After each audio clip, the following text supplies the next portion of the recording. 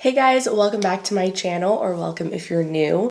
For those of you who don't know me, my name's Sam. I am a licensed cosmetologist. I do hair professionally for a living, and I specifically specialize in hair color. And in today's video, I thought that I would do a reaction to an at-home highlighting video that I just saw Alex from Learning to Be Fearless upload to her channel. I'm sure a decent amount of you guys are already familiar with Alex's channel, but in case you aren't, she is a body positive plus size YouTuber. She does a lot of fashion and beauty content and vlogs. Her weekly vlogs are my favorite. Her and her fiance Yarman are adorable, and I have been watching her channel for years. So this morning I saw that she posted a video giving herself highlights, and I immediately clicked on it, and then like a minute into the video I was like, hold on, let me pause this because I want to do a reaction video to this on my channel. And before we get started, I just wanted to say thank you guys so much. My channel hit 100,000 subscribers a couple nights ago. I'm still in shock. I can't believe it. I was so excited. So thank you to everyone who has subscribed to my channel. And if you aren't already subscribed and you'd like to see more content from me, go ahead and hit the subscribe button. Join my little YouTube family. I'd love to have you. Okay, so let's pull up this video. Let's get started. Literally might end in me having to put my face mask on, drive to CVS, and get some brown hair dye. So it's quarantine day, I don't know, like 60. Maybe we're in the 50s. I'm not really sure anymore. Relatable. All I know is my roots are so long. So I'm gonna try. I can't believe I'm doing this. I really can't. I'm gonna try to give myself highlights at home. Granted, I did go to cosmetology school like almost 10 years ago, which is like actually alarming to my brain that it's been that long. But like technically, I'm certified to do hair, technically. But it's been a long time since I have done highlights on anyone. So then I went ahead and started watching endless YouTube tutorials and then ordering the products that this I have to say too, she said it's been a long time since she's done highlights on anyone. Doing highlights on somebody else and doing them on yourself are two totally different things. I don't know. I find it's a lot more difficult to do it on yourself. I'll link her video down below. I actually found it very helpful. So I'm not going to go through and give myself like a full head of highlights. Like I can't do that to myself. And my hair's also very dirty right now. I'm so sorry. But what I'm going to do, I'm following this girl's method. So I'm gonna give myself baby highlight. I checked the description to see what tutorial it was that she was following, and she was following an Elle Bangs tutorial, and I've seen that video before. And if you guys are interested in hair and you like watching other professional hairstylists, you have to go check out Elle Bangs. She's another person I've been following for years. She and I have very similar hair, so I ordered the products that she used, and it seems correct based on my previous knowledge. So if you guys need to touch up your highlights at home, maybe this will help you. This video literally might end in me having to put my face mask on, drive to CVS, and get some brown hair dye. Do I want that? Absolutely not. So I have my foil all ready to go. I have my bowl. I have my brush. I think I should do like a practice. Like, I have not done one of these in so long. Like, okay, yeah, I'm gonna do a practice around here. So let's pretend we're taking one section. And she took really, really thin sections of hair, which is less chance to mess it up. And then It's a good idea to do like a practice piece first, because a lot of the times highlighting was never my forte. A lot of this stuff seems like a lot easier and more straightforward, and then when you actually go to do it, you're like, wow, this feels really awkward. So I'm gonna go ahead and mix my product. I'm using the Redken Flash Lift, and it's a 1-to-1 ratio for off scalp. So I'm gonna use this packet, which is 1 ounce, and then I'm gonna mix it with 1 ounce of 40 volume, which is gonna lift Wait, hold on. your hair the most. There's 10, 20, 30, and 40 volume, and this lifts the most. Am I afraid it's gonna lift too much?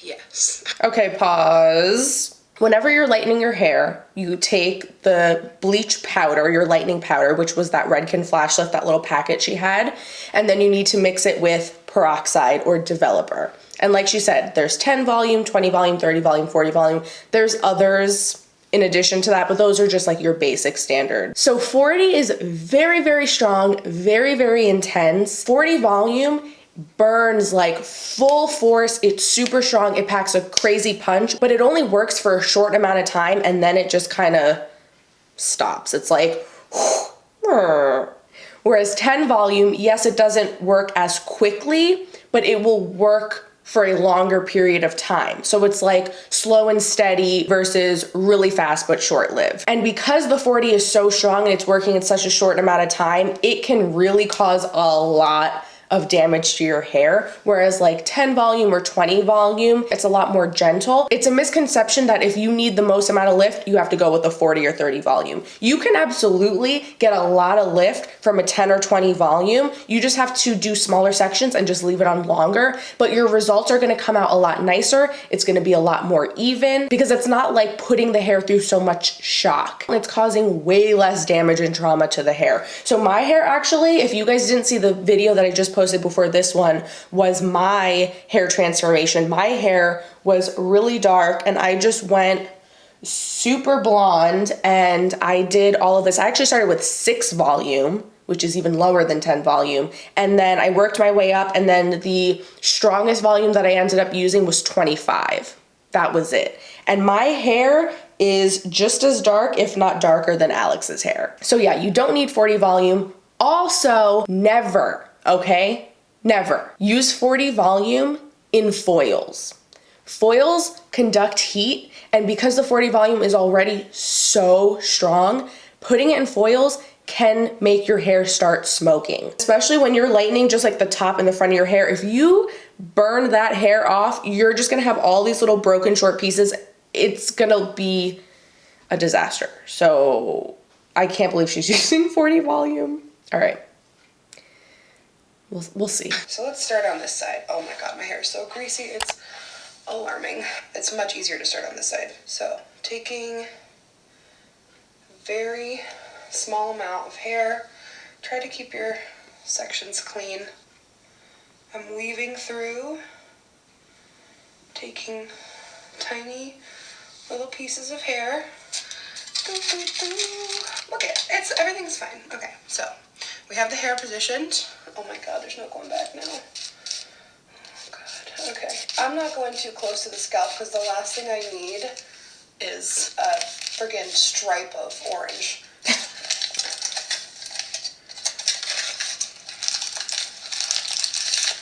And that's that.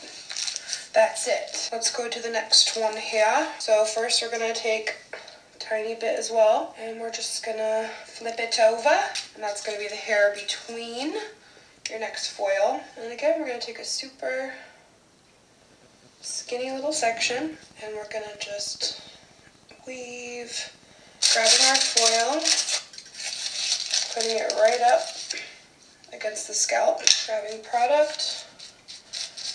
And I mean, I'm trying to saturate the hair the best I can because you don't want any patches, of course. So the reason why she's taking such small, fine sections is because the thinner your section is, the better lift you're gonna get, the more even your result is gonna be. You don't have to worry about like splotchiness, and it's also gonna blend a lot nicer and not look like thick, chunky highlights.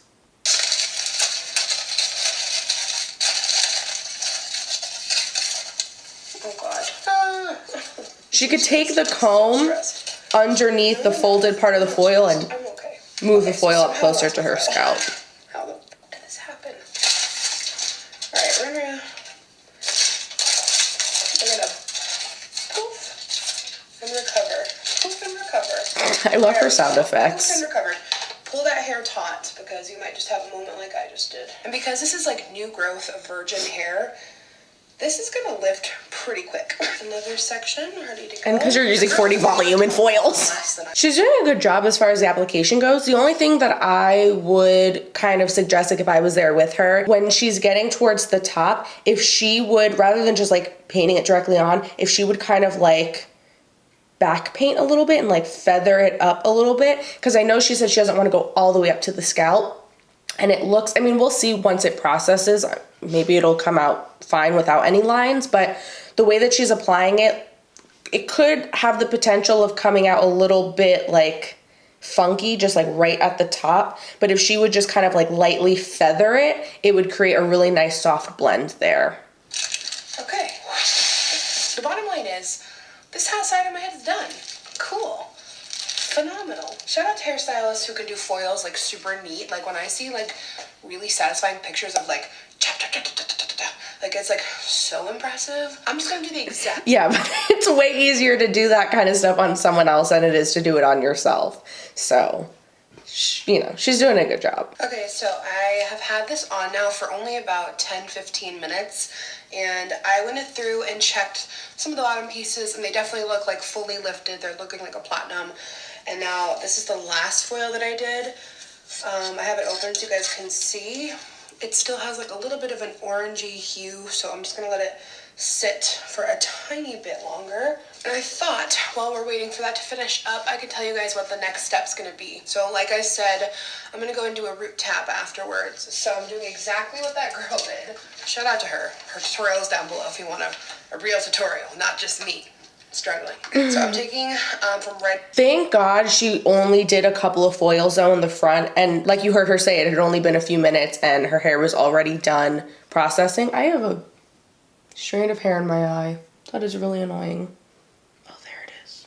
So yeah, if she were doing like a bigger section, like more of a half foil, like along the sides and the top and front, or if she was doing like a full head of foils, if she had used 40 volume, because the application would have taken a lot longer, it could have been a hot mess. Like if she was leaving those foils on for longer than just a few minutes, like I said, hair could have been very damaged, could have started smoking. It seems like everything's going well so far, but please, if you are gonna follow a tutorial like this at home, there's nothing wrong with the way that she's doing it so far. Everything looks great, but don't use 40 volume. Redken Shades EQ Gloss Processing Solution with the Shades EQ Gloss in the shade 6N Natural. So this is basically, like I said, going to give you that slightly shadow look effect. Like it's not going to look a harsh highlight line, like not so sharp. It's going to look a little bit more like soft and like almost a little grown out, a little shadowy, so it's not so intense. It's good too that she's doing the shadow root like she was just talking about, because how I had mentioned before about the feathering, if she does have any spots where it's looking a little harsh or not like blended softly enough, the shadow root will help kind of blur that. So she should be good. So I'm going to go through and take these foils out, shampoo and condition, and then we will do our root tap. All right, I'm out of the shower. I was just doing a little peek and they actually look pretty good. We'll see. I'm going to brush out my hair and get our solution mixed. Damn, she's rough when she brushes through her hair. I bought the Shades EQ Cover Plus and not the gloss, and it was supposed to be a gloss. And the Cover Plus has a lifting agent in it, and I don't want to lift my roots. I just wanted to add a little bit of deposit of color to help to blend the highlights. So we don't have that now. We're just gonna hope that it looks good without having to do that. If it doesn't look good, I can always order the correct one. Fine.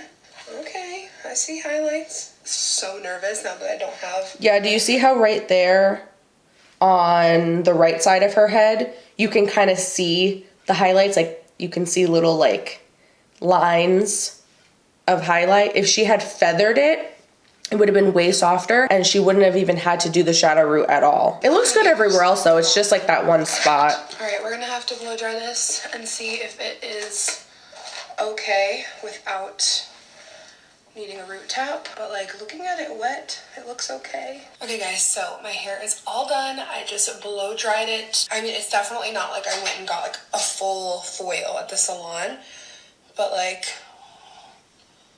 you can see that it is highlighted.